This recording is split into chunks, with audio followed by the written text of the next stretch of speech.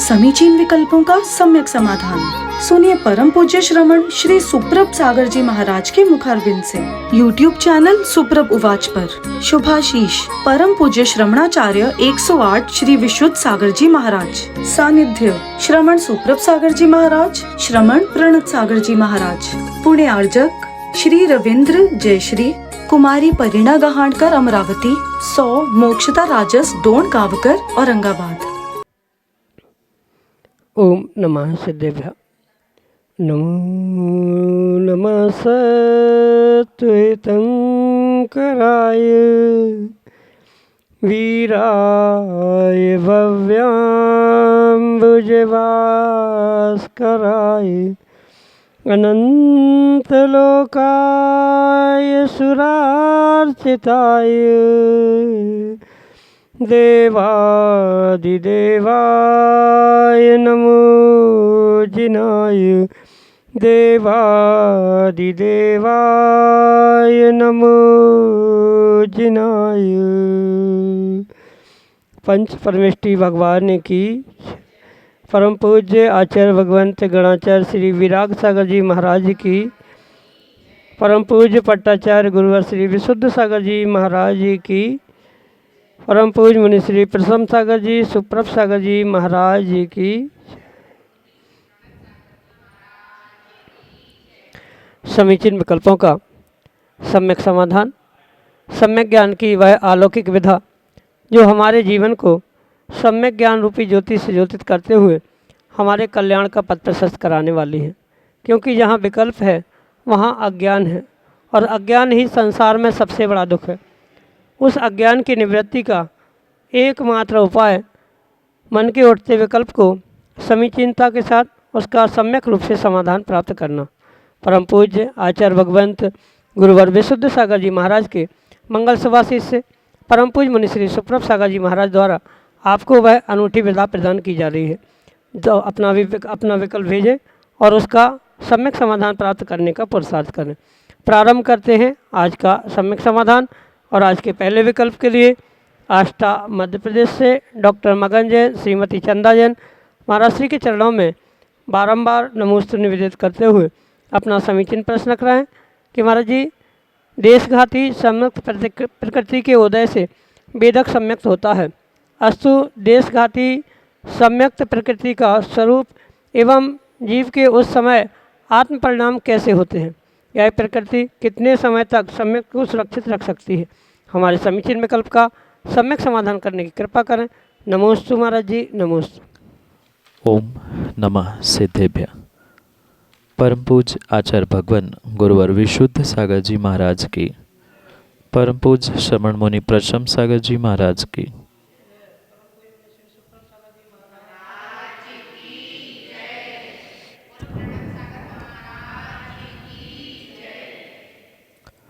देशघाती प्रकृति जो सम्यक प्रकृति के रूप में कही जाती है, वो उस तत्वों के श्रद्धान के निमित्त से उदय में आने पर अनुभवन में आती है। कहने का तात्पर्य यह है, क्योंकि पूर्ण रूप से वह आत्मा के उन अनुजीवी गुणों का घात नहीं करती, पर कथनचित कुछ अंशों में करती है। इसीलिए वह क्षमिक सम्यक दर्शन को प्रदान करने वाली हुआ करती। ऐसे क्षमिक सम्यक दर्शन को प्रदान करने वाली इस सम्यक प्रकृति, जो कि एक देश आत्मा के गुणों को, अनुजीवी गुणों को घात करती है, जिसके कारण से, जिसके उदय से ही जीव का एक देश रूप कुछ अंशों में तत्वों के श्रद्धान रूप परिणाम हुआ करता है। पूर्ण रूप से दृढ़ श्रद्धान नहीं है, पर चल मल और अवगाढ़ इन दोषों से युक्त ये सम्यक प्रकृति के उदय से या देशघाती सम्यक प्रकृति के उदय से होने वाले जीव के परिणाम कहे जाते हैं।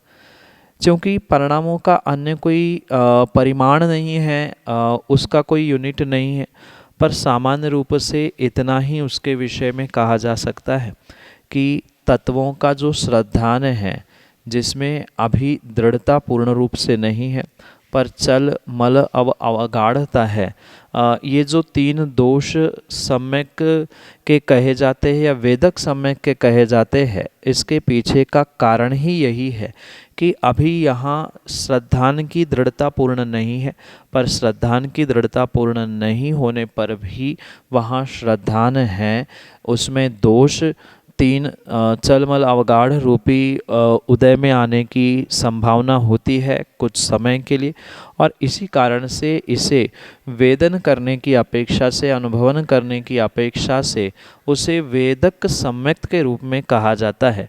एक देश प्रकृतियों का यानी पूर्ण रूप से वहाँ पर नाश नहीं हुआ है, क्षय नहीं हुआ है, पर कथनचित वहाँ पर उदय अनुदय क्षय आदि की जो मिश्र प्रवृत्ति है, उसी कारण से उसे क्षयोक्षमिक सम्यक या वेदक सम्यक कहा जाता है।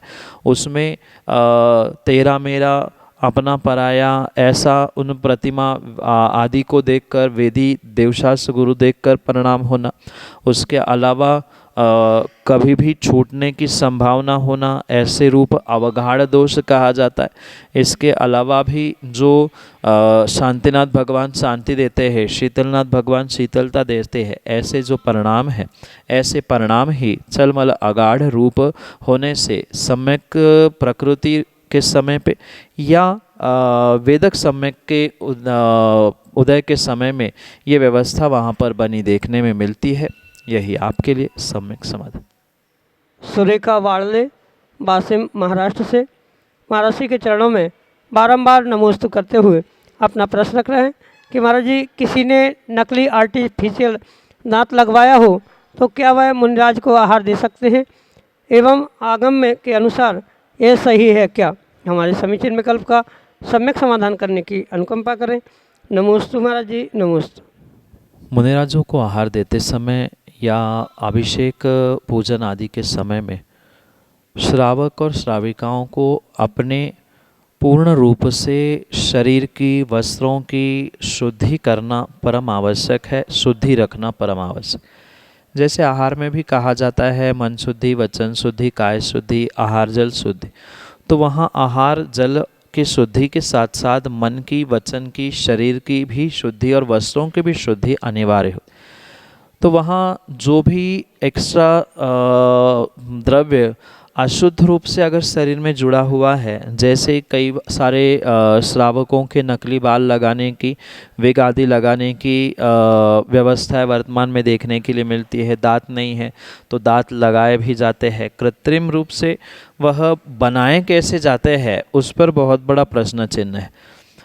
बाल तो स्वाभाविक रूप से दूसरे के ही लेकर लगाए जा रहे हैं और बाल अपने आप में मल है तो वो तो अशुद्ध ही है। आहार, अभिषेक आदि या सोले के वस्त्र पहनने की योग्यता नहीं स्वीकार की जाती।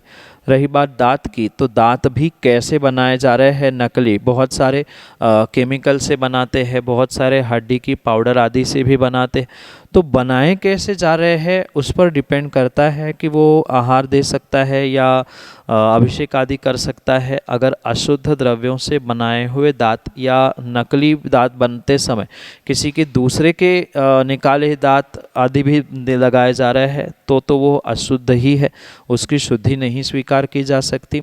इसलिए अगर शुद्ध द्रव्यों से बना हुआ दांत है या ऐसी कोई सामग्री है तो स्वीकार की जा सकती है, पर अशुद्ध द्रव्यों से, अशुद्ध द्रव्यों का प्रयोग करते हुए लगाए गए दांत उनकी शारीरिक शुद्धि, कायिक शुद्धि का घात करने के कारण से वे अभिषेक, शांतिधारा, पूजन पाठ या मुनिराजों को आहार आदि देने की योग्यता नहीं रखते। यही आपके लिए सम्यक समाधान। सुमन जैन, खवासा, मध्य प्रदेश से अगले समीचीन विकल्प के लिए।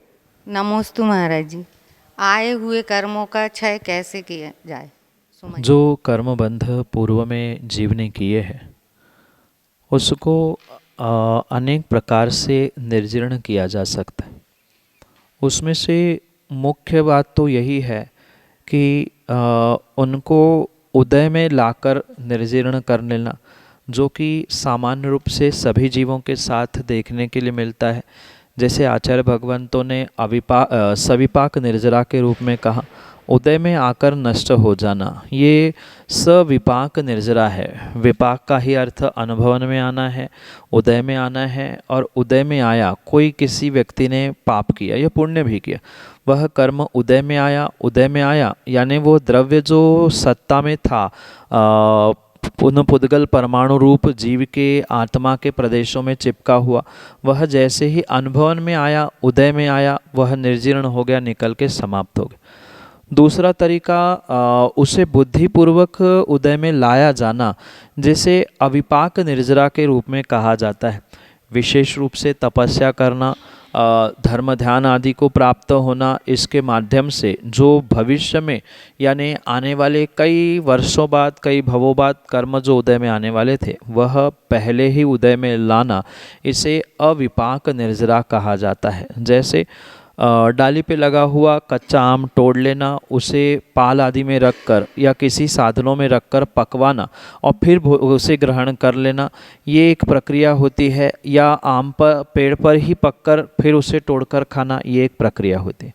तो जो पहले ही तोड़कर उसे पकाया जाता है कृत्रिम रूप से, ऐसे ही ये सविपाक के बाद आने वाली अविपाक निर्जरा कही जाती है। जो बुद्धिपूर्वक कर्म उदय में आने से पहले ही उसको पकाया जाता है, उसके लिए विशेष रूप से प्रयास किया जाता है, तपस्या की जाती है। जितनी तपस्या विशेष होगी उतने ही ऐसे विशेष कर्मों के निर्जरा देखने के लिए मिलती है। 12 प्रकार के जो अंतरंग बहिरंग तप कहे हैं, उन 12 प्रकार के अंतरंग बहिरंग तपों के साथ साथ अन्य भी जो धर्म की क्रियाएं कही गई है, 6 आवश्यकों का पालन कर लेना, उसके अलावा दान पूजा, ये सभी कार्य उन कर्मों की निर्जरा जो भविष्य में होने वाले आने वाले उदय वाले कर्म हैं, उनको वर्तमान में ही करते हुए उनको समाप्त करने की व्यवस्था कही जाती है। यही आपके लिए सम्यक समाधान। खवासा से मीना जैन अगले समीचीन विकल्प के साथ। नमोस्तु महाराज जी, अष्टांगी का व्रत में गृहस्थ में रहकर अष्टांगी का व्रत कैसे करें? ऐसा कोई नियम नहीं है कि गृहस्थ में आप कोई व्रत नहीं कर सकते। गृहस्थ में रहते हुए अपने गृहस्थी का पालन करते हुए भी पूर्ण रूप से आप धर्म ध्यान और मात्र धर्म ध्यान नहीं, बहुत सारी तपस्या साधना व्रत भी कर सकते हैं। ये कहीं भी आगम में नहीं लिखा है कि बहुत बड़े रूप से या कुछ बहुत बड़ा करने से ही व्रत होता है या तपस्या होती है। उसे अपने शक्ति के अनुसार श्रावक कर सकता है, गृहस्थ कर सकता है। इसीलिए 16 करण भावनाओं में आचार्य भगवंत ने शक्तितः तप कहा है, शक्ति के अनुसार ही तप कहा है। शक्ति से अधिक नहीं, शक्ति से कम नहीं। शक्ति है तो उपवास पूर्वक कर सकते हैं, 8 उपवास भी कर सकते हैं। 8 उपवास नहीं करने की शक्ति, 8 एकासन कर सकते, 8 एकासन भी नहीं कर सकते, 8 दिन लगातार 2 बार ही भोजन ले लेंगे, वो भी नहीं है तो 4 बार भी खाकर एक ही अनाज ले लेंगे, इतनी ही हारी ले लेंगे, इतना ही संकल्प। जो हमारी शक्ति है, शक्ति के अनुसार नियम लेते हुए अष्टानिका व्रत किया जाता है। पर अष्टानिका की पूजन करना, अष्टानिका के जाप आदि करना, इन सभी प्रक्रियाओं को प्राप्त करना बहुत आवश्यक है। भोजन आदि छोड़ने में शक्ति का अनुभवन करें कि हमारी व्यक्तिगत शक्ति क्या है, उस शक्ति के अनुसार त्याग करें। और उसके अलावा जो पूजन लिखी है, प्रतिदिन अष्टानिका की पूजन करना, उसके 8 जो जाप कहे हैं, उन 8 जापों को जपते रहना, भावों को विशुद्ध करते रहना। इनके माध्यम से भी आप गृहस्थावस्था में भी अष्टानिका व्रत बहुत अच्छे तरीके से कर सकते। यही आपके लिए सम्यक समाधान। संजय जैन खवासा अगले समीचीन विकल्प के लिए हमारे सामने। नमोस्तु महाराज जी, नमोस्तु महाराज जी। मेरा प्रश्न यह है कि जाप करते समय मन एकाग्र नहीं रहता, उसका क्या उपाय होए? जाप करते समय मन न लगने का कारण कहीं न कहीं अभी सही मायने में आपने जाप की विधि नहीं समझी, जाप करने का तरीका नहीं सीखा। जितना आपकी शरीर में चंचलता का अनुभवन होगा, उतना ही मन भी इधर उधर भटकते हुए मिलेगा। वही अगर आपका शरीर एकाग्र हो रहा है, एकाग्र का मतलब शरीर अगर कुछ अंशों में शांत हो रहा है तो उतना ही फल आपको उस जाप की एकाग्रता में मिलने की संभावना है। मतलब कई बार ऐसा होता है कि व्यक्ति जाप करने बैठता है और बहुत ज़ोर ज़ोर से मालाओं को फेरता है, आँखों को इधर उधर घुमाता है, तो जितना शरीर में चंचलता होगी, हलन चलन होगी, उतना ही दिमाग भी मन भी इधर उधर जाएगा। दूसरा कारण ये भी रहता है कि बहुत सारे बाहर संसारिक गृहस्थी कार्य करते हुए व्यक्ति को समय नहीं मिलती, फुर्सत नहीं मिलती, पर जब वह शांत बैठने का प्रयास करता है, सब कार्यों को छोड़कर शरीर को कुछ क्षण के लिए ही मन को रोक कर बैठता है, तब जो विचार नहीं आने थे वही नाना प्रकार के विचार वहाँ आते, क्योंकि बाहर शरीर को दूसरा कोई काम ही नहीं है, वचनों को कोई काम नहीं है, बातें करते हुए मन वहाँ लगा रहता है, शरीर से काम करते हुए मन उस कार्य में लगने की संभावना। पर अब माला फेरते समय तो कोई दूसरा कार्य ही नहीं बचा है, माला ही फेरनी है, तो माला भी ज़ोर ज़ोर से फेरी जा रही है और बाकी मन में जो बातें थी वो छोड़कर आपने वहाँ बैठने का प्रयास किया, तो लगभग जैसे ही कुछ शांतता मिलती है, स्वाभाविक रूप से मन की जो परिणति होती है, कहीं इधर उधर भागना ऐसे ही हर समय पे देखने के लिए मिलता है।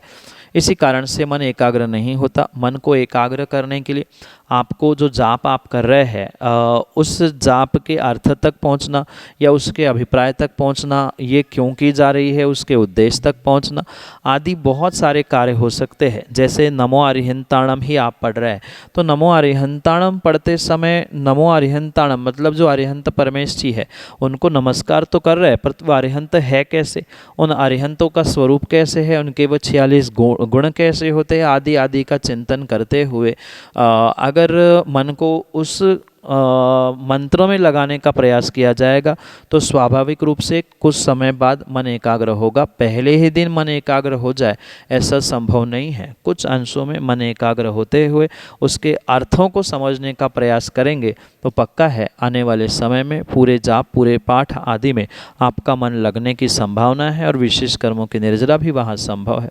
यही आपके लिए सम्यक समाधान। अनुभा जैन खवासा से अगले समीचीन विकल्प के साथ। मेरा प्रश्न ये है कि जब हम किसी से उलझना ना चाहें और वो हमसे ज़बरदस्ती उलझे तो हमें उनसे दूर रहने के लिए क्या करना चाहिए? हमारी सामने वाला व्यक्ति क्या करे क्या ना करे उस पर हमारा कंट्रोल नहीं हो सकता, पर उसके उलझने पर मुझे अपनी ज़िंदगी में कैसे सुलझना है ये मेरे ऊपर डिपेंड करता है। सामने वाला कितना ही हमसे क्यों ना उलझे, पर अगर हम स्वयं में सुलझे हैं तो कभी सामने वाले से बहसबाजी करना या अन्य कोई कार्य करना ये देखने के लिए नहीं मिलता। व्यक्ति का जैसा स्वभाव है अक्सर वह वैसा कार्य करते हुए देखने के लिए मिलता है। कुछ लोगों की आदत ही होती है लड़ाकू विमान जैसी बिना मतलब के बातें बहस करना, लड़ाई की सिचुएशन क्रिएट करना। तो ऐसी स्थिति में भी अगर बुद्धिपूर्वक हम उनको इग्नोर करने का प्रयास करें, कई बार स्थान परिवर्तित करें या सुनकर भी अनसुना करें, सुनने के बाद और उनको कई बार थैंक यू बोल दे और अपना मार्ग निकाल कर आगे निकल जाए, तो हो सकता है कुछ दिनों बाद वे कुछ रिएक्ट करने के पहले 50 बार सोचे कि मैं इतना कर रहा हूँ पर सामने वाला कुछ रिएक्ट ही नहीं हो रहा है, तो फिर बोलने का मतलब क्या है। पर अक्सर ये होता है व्यक्ति को लगता है कि सामने वाला बोल रहा है तो मैं 4 सुना दूँ, 10 सुना दूँ, मैं 50 सुना दूँ। इस कारण से उलझनें और बढ़ती रहती है। उलझनें बढ़ाने की जगह आप अपने आप को सुलझाने का प्रयास करें, अपने आप को संभालने का प्रयास करें। ठीक है, जिसका जो कार्य वो कर रहा है, हमें क्या करना है, हमें क्या नहीं करना है, ये निर्णय करते हुए अपने आप को, अपने जीवन को सुलझाने का प्रयास करें, जिसके माध्यम से उलझनें जीवन की कम होने की संभावना है। पर यह पक्का मानना सामने वाले पे कुछ करना संभव नहीं है, पर अपने आप के लिए हम बहुत कुछ अपने विवेक, अपने स्वयं के पुरुषार्थ से कर सकते हैं। यही आपके लिए सम्यक समाधान। समीचीन विकल्पों का सम्यक समाधान। सुनिए परम पूज्य श्रमण श्री सुप्रभ सागर जी महाराज के मुखारविंद से YouTube चैनल सुप्रभ उवाच पर शुभाशीष परम पूज्य श्रमणाचार्य 108 श्री विशुद्ध सागर जी महाराज। सानिध्य श्रमण सुप्रभ सागर जी महाराज, श्रमण प्रणत सागर जी महाराज। पुणे आर्जक श्री रविंद्र जयश्री, कुमारी परिणा गहाणकर अमरावती, 100 मोक्षता राजस डोन गावकर औरंगाबाद।